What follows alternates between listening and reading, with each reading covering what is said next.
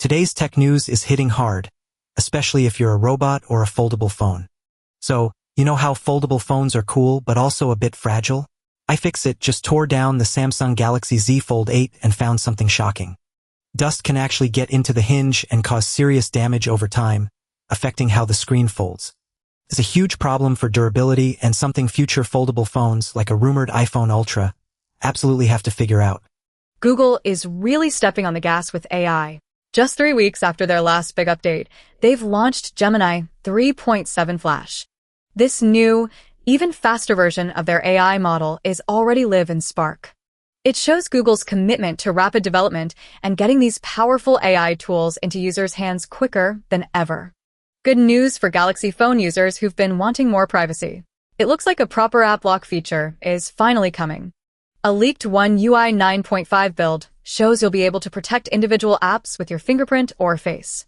It also hides their notifications, widgets, and even shortcuts, so your private apps stay truly private. In a move that could shake up the drone market, Donald Trump has declared 100% tariffs on many drones and all aircraft parts. This follows existing bans on some foreign drones and other tech like routers and robots. It means drones and parts from certain countries will become significantly more expensive, likely pushing manufacturers to produce locally or seek new suppliers. If you're an Apple Reminders user but find it a bit basic, there's a new app for you. It's called Unforgetful, from the creator of Overcast.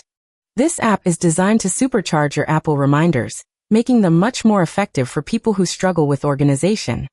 It's built to help you actually remember and act on your tasks, enhancing the built-in Apple experience. Curious about going ad-free on ChatGPT? You can, but it comes with a catch.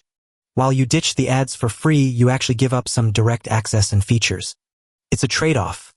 A cleaner interface versus potentially quicker access or certain premium functions you might otherwise get.